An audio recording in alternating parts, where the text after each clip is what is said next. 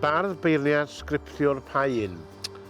Wel, y tri am hwn i, ond y dyddiau yma dwi'n mwy o lenor a chofiannydd na'r un o'r tri yna.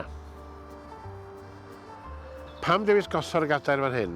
Darganfod y lle fe wnaethon ni ryw 20 mlynedd yn ôl pan ni symud i Dreforys, ac oedd ar hynny oedden ni'n dod yma fel teulu, a dod yma i chwarae frisbee a phêl-droed ac i ymlacion gyffredinol.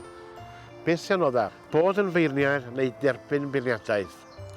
Wel, derbyn beirniadaeth am hwn i, achos da chi gael eich beirniadu'n aml iawn gan bobl nad ydyn nhw'n gwybod cymaint â chi am y pynciau ydych chi'n disgwyl amdanyn nhw. Wel, eistedd yng Ngadair, Eisteddfod Genedlaethol Dyffryn Clwyd ym 1973. Am rheswm syml mai honno oedd y Gadair Genedlaethol gyntaf i mi ennill. Ai pinacl gyrfa bardd yw dod yn brifardd? Nag yn sicr ddim. Pinacl gyrfa bardd ydy bwrw ymlaen, dal i farddoni, perffeithio'r grefft a mynd ymlaen o nerth i nerth. Beth sy'n diwylliant am Gymru? Safonau isel, enwedig ym myd y celfyddyda, a'r safona hynny'n cael ei canmol.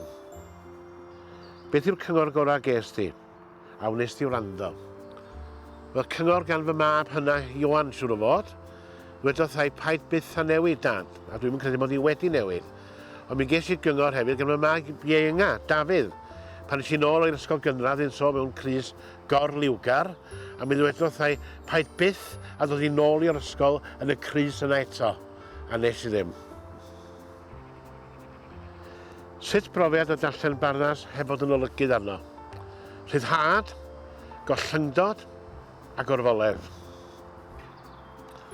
Dal yn siŵr fod Kate Roberts yn hoiw. Ydw, does ddim amheuaeth gyda i o gwbl, ond nid fi ddwedodd fod Kate Roberts yn hoiw, Kate ei hun ddwedodd hynny yn gwbl ddiamwys. Atebion sydyn? Cipio cadair neu goron siorau? Cadair. Goronw Llwyn neu Hedd Llwyn? Hedd Llwyn. Mwstash neu farf? Mwstash. Annibyniaeth i Gymru? Yn sicr. Uchelgais sy'n aros?